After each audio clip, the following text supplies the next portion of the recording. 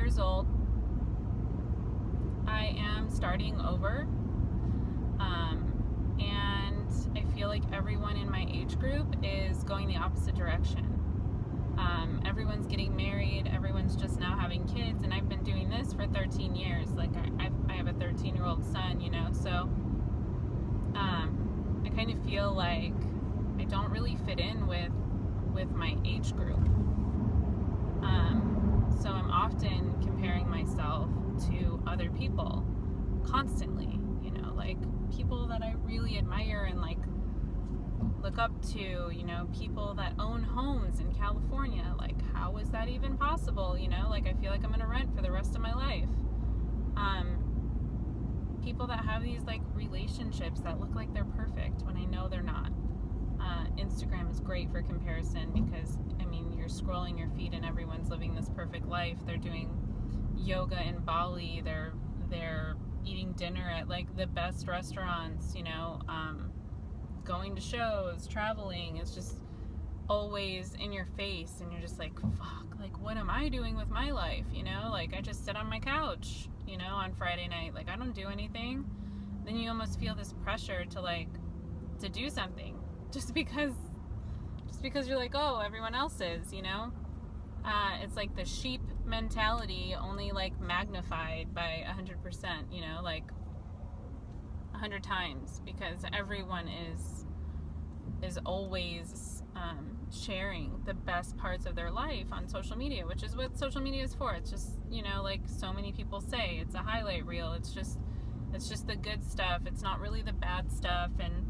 And you often think that people are living this like fantastic fairy tale when in reality, you know, they're miserable and they don't talk about it, and their marriage isn't so great. And, you know, while you don't wish unhappiness on anyone, it's just kind of nice to know sometimes that you're not the only person that's in debt, or you're not the only person that doesn't own a home, or you're not the only person that doesn't, you know, have their shit together at 30. Because damn, you know, like, I talk to my mom a lot, and she isn't, you know, here. She isn't in California, but she's always just like, Kat, you know, like, why don't you just come back? Why don't you come back to Michigan, and I can help you, and I can watch the kids while you work. And I'm like, no. I sold all of my shit in 2011, sold everything. I hopped on a plane with a duffel bag and moved to California, and I was like, this is where I want to be. This is where I'm gonna grow my life and plant my roots, and I mean, whatever other metaphors you want to come up with. This was my spot, you know. Like, the first day I got off the plane and stepped out at John Wayne Airport, I was like, this is it. Like, I know this is it. This is where I'm supposed to be. It just felt like home. The people, I'm vegan. I was vegan at the time. I'm vegan now. And I mean, like, the options, you know, not just restaurants, but like the acceptance and people even knowing what the hell veganism is, you know, just like sharing that vibe with like a huge group of people is kind of awesome. And with all the political stuff that's going on, knowing that the majority of my state is in line with how I feel about basic human rights and humanity and the environment and all of that, like, it's really nice to kind of have that. It's just like choosing a group of friends, you know. I chose California. California is like my group of friends, and I'm into it, you know, so I'm not leaving. And then it's also fear of like tucking my tail between my legs and being like, look, it didn't happen for me. I didn't make this goal, you know, happen on my own. And eating that pride, not gonna happen. Can't do it. I would be in a horrible mental state if I went back. But self-comparison and comparison to others, I feel like, is something that is really toxic and can take you to a really dark place. I was in a really dark place for a long time. I was on antidepressants for a long time. Like waking up in the middle of the night worried that I'm going to kill myself when I'm sleeping. you know, like that much anxiety and depression can really just like ruin everything. Your motivation is gone, your drive is gone, your dreams like fade into black, and you're just like, there's nothing, there's no one, nobody wants me around, no one needs me around, like I am here for no reason, you know, you feel like you have no purpose, like damn, I can't even get out of bed, like what's wrong with me? And then you open your phone and you're like, oh, this chick's on the beach like with her kids, you know, all the time. Why don't I do that with my kids? And then you're like, oh, I'm a shitty mom. And it just like goes into this cycle of like, I'm never good enough. I'm never good enough. I'm not doing this enough. Like, how are you as a person going to like do all of this? How are you going to travel? How are you going to be the best mom in the world? How are you going to make over $100,000 a year? How are you going to, you know, like it's not possible. There's like a build, you know? And so many people that you think are like doing it on their own aren't. Let me just tell you that. So many people that have this great life and they get to travel and do all this stuff, they don't pay for that shit. Like, they come from families that have money. They have help. They have Head Start, you know?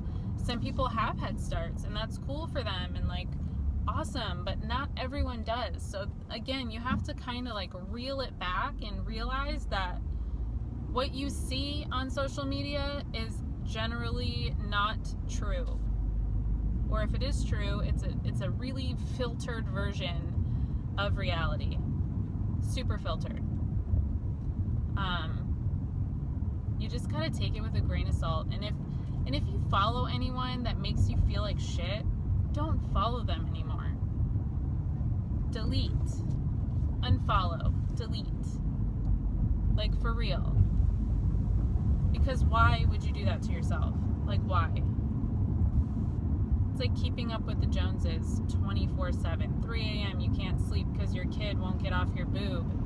And you're like, oh my God, I'm just going to look at Instagram. And you're looking at Instagram and this woman is like breastfeeding triplets 24/7. And you're like, shit, man, like I can't even breastfeed one kid. Comparison. Delete that person. Delete the super mom that has all her shit together and, you know, like, well, you think she does when she's really miserable. Dude, she's sad. Like, I don't know that she's sad. I'm just, you know, you gotta just like separate yourself from that. Like, be your own person and be cool with it and just like forget about everyone else. Because it's not worth it. It's not worth the comparison and the stress and the sadness that comes with that, you know? Being a good person is like my only goal. I just want to be a good person. And happy, of course. Validation is a beast on its own. It's like when you dress for a crowd, or when you post on Instagram at 1 in the afternoon because you like literally just rolled out of bed because you're depressed or you're sad, and you did your makeup and you feel really great about yourself, so you just selfie your ass off, and you're like, dude, I look great, I'm gonna post this selfie. And I mean, whether or not you know it, that's looking for validation, not in like a negative way. I mean, validation isn't always bad. Sometimes it can help us get through like really rough spots. But everyone does it. Everyone does it. If you feel really good and you're like, dude, I feel really good, I want to share this feeling with you, you know? So many times there's a negative connotation with self-love, and circling back to self-love and why that's not enough for us.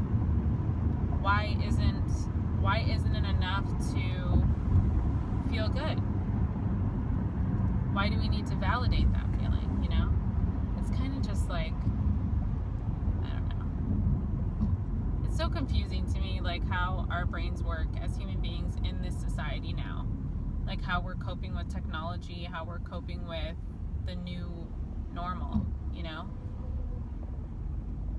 You lay in bed at night with your partner or whoever you're in bed with, friend, and everybody is just like, it's almost like nobody's present because everybody's so concerned with like this like invisible little world of people that exist within your phone. What are they doing? Where are they at? You know, what kind of cool shit are they getting into? Like, why am I not getting into this cool shit when there's a person like sitting in front of you or laying next to you and you're completely discounting their value, you know? And it sucks. It really sucks. So hopefully at some point in time we just kind of evolve and change and don't require that as much. I'm at work now and I'm going to pop this up later, but I hope everyone has a fantastic day, and thanks for listening to my ramblings.